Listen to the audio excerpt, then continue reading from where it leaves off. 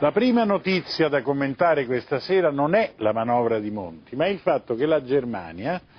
il cui capo è la signora Merkel, dopo aver gestito in modo oculato dal suo punto di vista la crisi finanziaria greca e poi europea,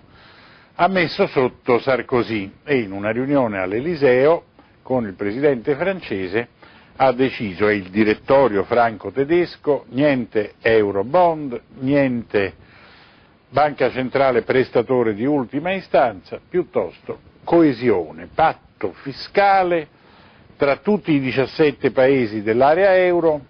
o anche tra i 27 paesi europei in generale,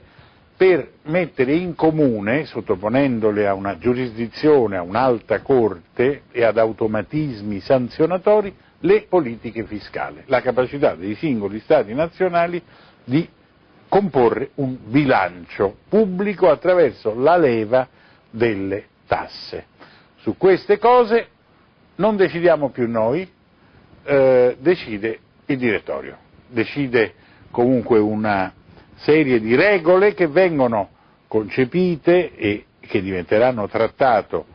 se tutto questo verrà accettato giovedì prossimo dai contraenti, nel marzo dell'anno prossimo, una serie di regole concepite, gestite, governate anche intellettualmente dal direttorio franco-tedesco. Seconda notizia da commentare, poi arriviamo alla manovra del governo Monti. È finito l'autogoverno. Noi non abbiamo un esercito, non siamo un paese che fa delle guerre, facciamo delle missioni di pace meravigliose, abbiamo dei bravissimi ragazzi che fanno la spada, quindi la politica estera, insomma, siamo un paese di cui l'ultimo gesto di politica estera che si ricordi è quello ambivalente ma significativo di Sigonella, tanti anni fa, un'altra repubblica, i partiti, Craxi, i carabinieri, il conflitto con gli americani. Invece la leva che resta, quella per cui tu dici questa non è un'espressione geografica, è un vero paese, è quella delle tasse. I nostri governi, eletti attraverso regolari elezioni dagli elettori, una volta quello di Berlusconi, una volta quello di Prodi, potevano usare la leva della tassazione e dunque della spesa pubblica, che sono due cose collegate,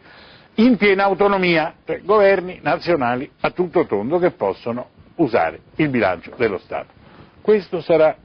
relativamente possibile, fondamentalmente una finzione giuridica di autonomia, ma nella concretezza i bilanci non sono più fatti dai governi italiani. Terza conseguenza e terza notizia: siamo più poveri nel senso che la manovra è dura, rigorosa, equa, ispirata alla necessità di far crescere il paese, vedremo. Comunque è una manovra efficace, che ha raggiunto i suoi scopi, che è stata dettata dall'Europa, dalle tecnocrazie europee, dai governi di Germania e di Francia, è quello che si aspettavano da noi, i famosi compiti a casa del governo tecnico. Non è stata discussa con gli italiani, non è il risultato di un mandato elettorale, ma avrà una attonita approvazione da parte della grande maggioranza del Parlamento, che naturalmente è sottomesso a questa decisione politica alla quale si è rassegnatamente, arreso attraverso il voto di fiducia. E niente, la manovra è quello che è. Gli italiani sono un popolo di vecchi e di proprietari di case, pagano i vecchi e i proprietari di case, più vari altri balzelli, imposte, eccetera, e qualche misura per la crescita che speriamo funzioni e speriamo consenta di creare lavoro per le donne e per i giovani. Abbiamo però questo quadro davanti, un governo tecnico che fa una manovra ispirata, se non dettata, dai veri governatori, dalla vera dominus dell'Europa, che è la Germania della signora Merkel. Non si sono fatte e non si faranno le battaglie per trasformare l'Europa in un organismo di libero scambismo più agile e capace di difendere la moneta attraverso la banca centrale, ed è crollato lo spread perché i mercati apprezzano una manovra alla tedesca